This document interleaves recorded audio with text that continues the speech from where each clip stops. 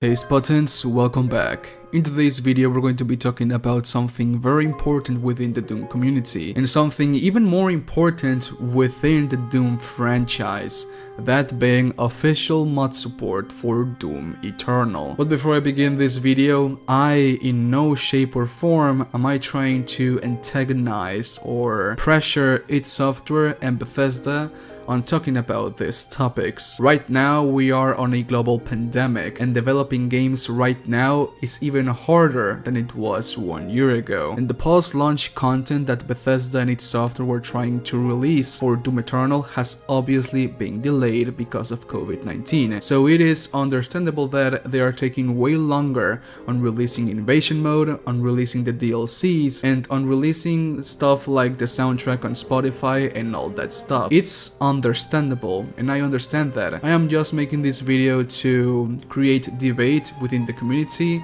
to spark debates within Reddit posts, Facebook, Twitter, and to put this topic in the air so that its software knows and Bethesda knows that mod support is needed for the longevity of the game that is Doom Eternal. I mean, supposedly Doom is eternal, and with mod support that will happen. So in today's video we're going to be talking about mod support for Doom Eternal and why its software should be more transparent about these topics. Also, next Friday, September 18th, there's going to be a live stream with Ugo, Martin, and Marty Stratton, and they're going to be talking about more news, stuff, demons, information, lore about the DLC that is Ancient Gods. So click subscribe if you want to know about all of those topics, and leave a like because this is very epic. But anyways, let's begin this video. So I know I said that its software should be more transparent with those kind of stuff, with those things, but I'm not trying to say that its software is not transparent with what they do with the game. Its software is very transparent. If you are a member of the Doom subreddit or Doom, or if you're a member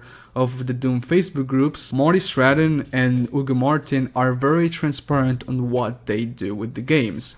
Like here, great teams make great games, even under difficult circumstances, which in this case happens to be a global pandemic. Shout out to the hard-working and passionate group of devs we have at Id Software. Huge thank you to the incredible publishing teams that support us at Bethesda.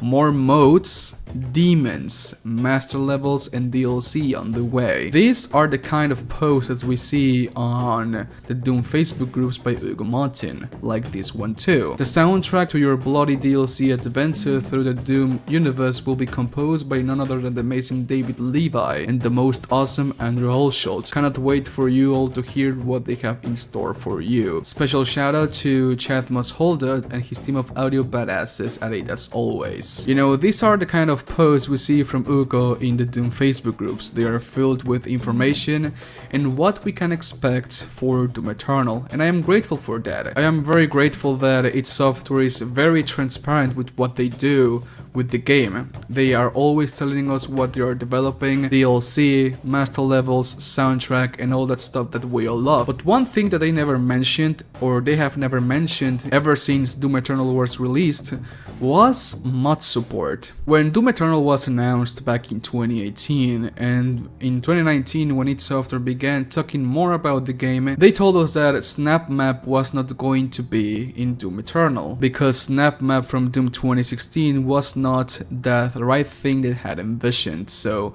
they scrapped Snap Map and they were working towards making mod support available for the game. They outright didn't say that mod support was going to be available in the game, but they are working on trying to make that happen. We have actually done things technically that are getting us closer to doing mod support, but it won't be immediate. I think longer term, we made technical decisions years ago that we are still moving away from, and they are getting us closer to those kinds of things. When id Software revealed that Snap Map was not going to be part of Doom Eternal, the talk shifted towards mod support, and this is what Marty Stratton said. Mod support will not be immediate, and we are still working on trying to make that happen, but we still do not know yet. And that for me is a big problem. You know, mod support helps any game to be basically eternal, infinite, immortal, whatever, forever. Normally, games that are not supported post-launch have a longevity of 12 to 14 months. That's a lot of time for a game, but official mod support is able to multiply that times 4, times 5. Look at games like the original Doom. It was made back in 1993 and there are still people doing mods for that game because id Software released the source code for the game and gamers went crazy with that code. They were doing tons of maps like Eternity, Return to Saturn X, H-Doom, Brutal Doom, Project Brutality, you know, all of those crazy ass mods that heavily modify how the game plays, the weapons, the movement, the demons, everything. The amount of things that the modding community has been able to do with Doom 1993 has been incredible. Doom 1993, even almost 3 decades later, is still highly playable, highly replayable, and is still being played today by millions of players. That's what mod support, official mod support, does. Let's talk about the history of mod support in video games. Many mods are not publicly released to the gaming community by their creators. Some are very limited and just include some gameplay changes or even a different loading screen, while others are total conversions and can modify content and gameplay extensively. A few mods become very popular and convert themselves into distinct games, with the rights getting bought and turning into an official modification. Games like Dota 2, which is a sequel to Defense of the Ancients, was a mod for Warcraft 3 Reign of Chaos. Dota 2 is one of the most popular games right now, and is one of the games that have created the most revenue. Counter-Strike, one of my favorite games of all time, was a mod for Half-Life and was made into an official game by Valve. Technical and social skills are needed to create a mod. A group of mod developers may join together to form a mod team. Doom 1993 was the first game to have a large modding community. In exchange for the technical foundation to mod, id Software insisted that mods should only work with the retail version of the game, not the demo version, which was respected by the modders and boosted Doom's sales tremendously. Another factor in the popularity of modding Doom was the increasing popularity of the internet, which allowed modding communities to form on the interwebs. Mods for Quake, such as Capture the Flag and Team Fortress, became standard features in later games in the shooter genre. Do you see what I'm trying to get here? Doom 1993, a game that was made almost 3 decades ago, a game that was made even before I was born, I am from 1996, is still being played today, all because of mod support, because of all the crazy ass maps, mods, gameplay changes, game modes that have been created for the game by community members. The Doom community is filled with very smart people. Take a look at this. This is Horde mode for Doom Eternal, a mod made by Proti and Solart. They are not changing how the game plays, they are just rearranging how the game mechanics play each other. They are not creating assets from scratch and all that stuff, no, they are just rearranging how the game works, while it works in the same way. This is an unofficial mod for Doom Eternal, with no modding tools, nothing at all. This is just 2 people being incredibly smart and making something that the community wanted, which is mod support. That is amazing. Now imagine if id Software released modding tools for Doom Eternal. Doom Eternal was released on Steam and on the Bethesda launcher. I do not know about the Bethesda launcher, but on Steam we have the Steam Workshop, which is filled to the brink with mods for games, assets made from scratch, models, game models, you name it. You can find whatever you want in the Steam Workshop. A lot of games that are part of Steam have released modding tools for their community to create more game modes, for the game to be self-sufficient basically. That's what I'm trying to get. I want Doom Eternal to be self-sufficient. And you know what?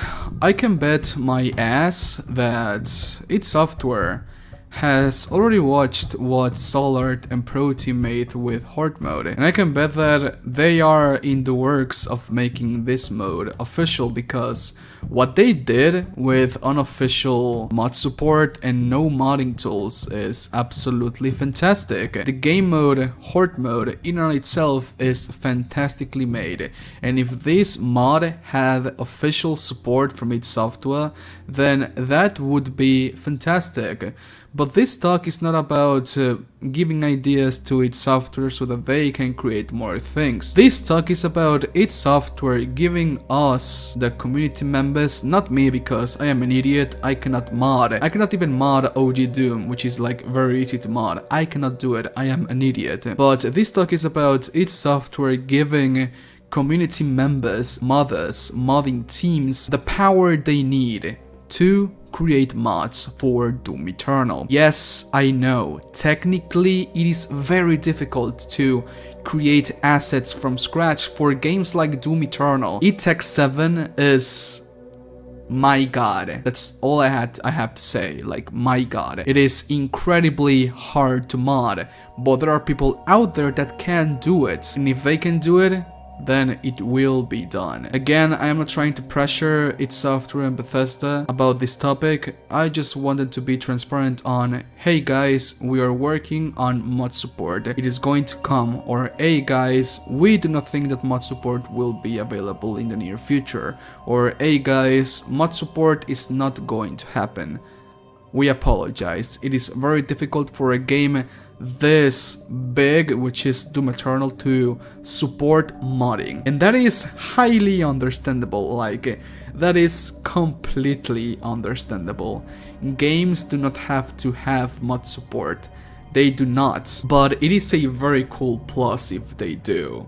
That's why games like Counter-Strike, Doom, Team Fortress, Left 4 Dead, Gmod, you know, all those games from Valve, that's why they have big, gigantic communities. All of that is because mod support, that is the main thing. And basically modding became big because of Doom. Doom was the first game that had a substantially big modding community. It was the first one. When people talk about Doom, they either talk about a fantastic soundtrack, or killing demons with big guns, or feel like a goddamn demigod, or about the crazy ass maps and mods that they can play on that game.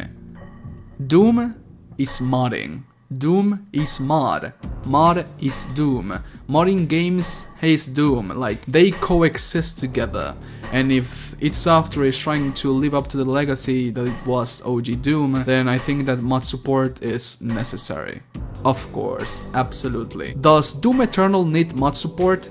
Yes, it does. Absolutely. It needs it. There are tons of very important, smart people in the community, and their talent, or the things they want to do, they cannot do it because they do not have the right tools to do it. So yes, mod support is needed. That's all you need to know. Thanks for watching and have an awesome day. Adios.